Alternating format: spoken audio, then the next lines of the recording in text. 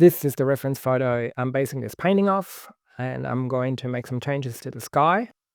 And then in the video you will also see how I had to fix quite a few things, and the lesson here is you don't always have to give up on a painting. You can try and course correct as you go along, and sometimes a painting you're not happy with can turn out just fine. Now, I took this photo myself and I liked everything about it except for the sky. That's why I take a lot of photos of skies everywhere I go, because sometimes I have to combine different photos and references. So I decided to have a big white cloud on the right-hand side of my sky to counterbalance the foreground that's pretty heavy there on the left. I first wet my whole paper just so that it can receive the paint a bit easier and gets a bit smoother, and also I wanted to have this quite a soft wet and wet sky.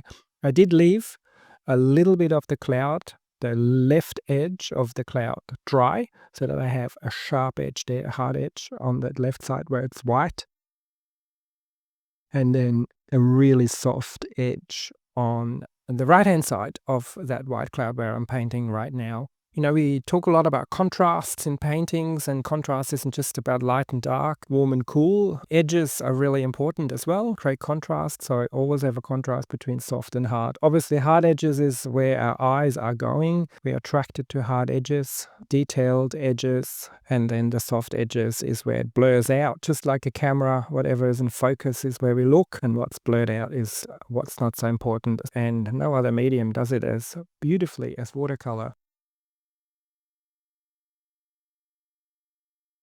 My sky has dried, so I didn't want to have, obviously, the horizon line too blurry, so I let it completely dry, and now I am painting in the ocean. Now, in this painting, I'm going to have to make a few adjustments in the end.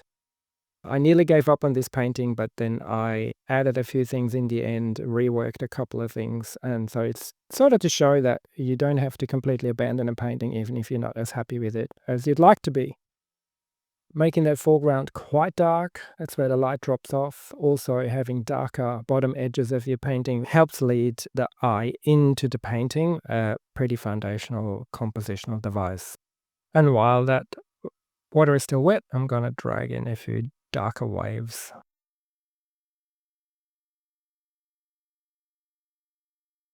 I've lifted a little bit of the clouds out of the ocean. I want the clouds to reflect on the water. Let that ocean dry, and now I'm going in with my distant headland, mixed a grey-blue color, not a lot of saturation in there, but I got to make sure that it's not too dark because that's the lightest of the three land masses that I've got. The main objective here is to have it a little bit darker on the right side of the headland, and then get lighter as we move to that area where I'm right now. So I'm just adding a little bit more water and a little bit more green to it, so that we get the effect of the light that's breaking through the clouds there, hitting that side of the headland. I think I lifted even out a little bit of the color with a wet brush. Then I'm going to go to the foreground, just because I don't want to have the middle ground running too much into the distant headland. So I'm just going to start with the foreground. And I'm using a natural hairbrush with quite long bristles because I want to create some of the grass texture. I'm using the same sort of greens for all of the headlands, just tone it down or darken it or lighten it wherever I need to.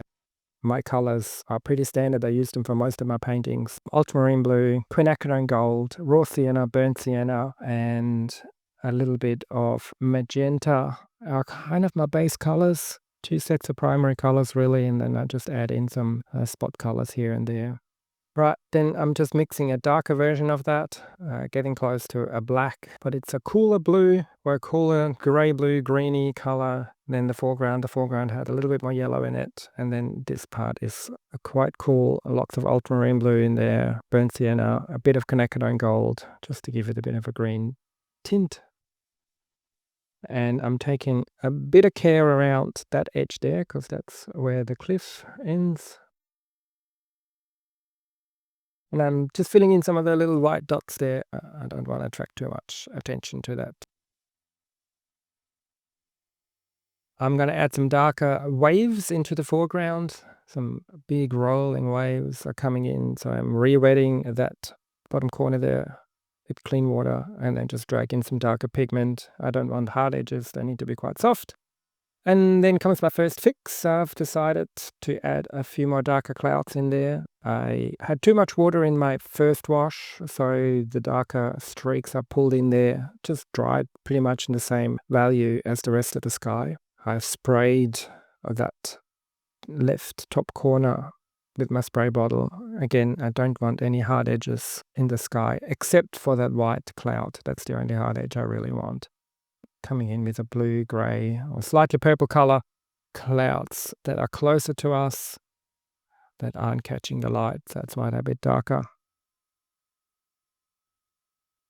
And I'm just going to keep spraying it just to make sure that I have enough soft edges there.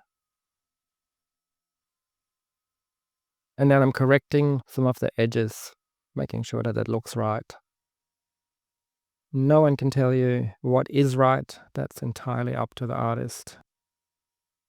Okay, so then I let that dry and then decided, no, it was still not the sky I wanted.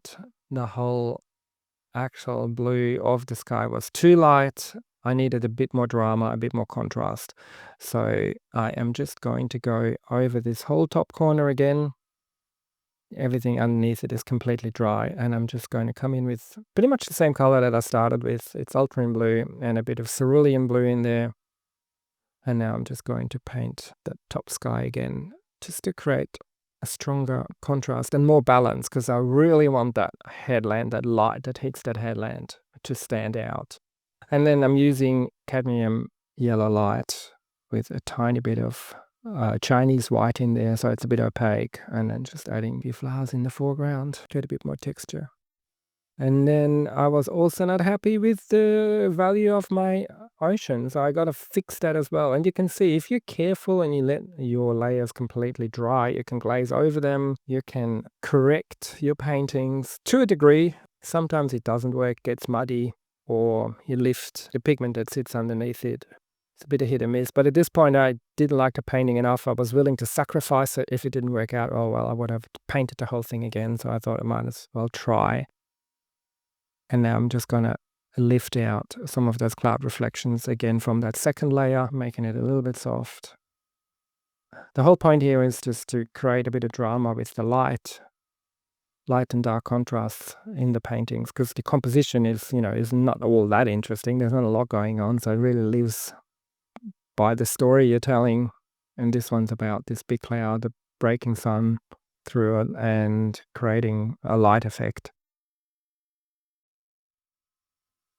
And then a few more of those dark waves that I've lost now because I've darkened everything.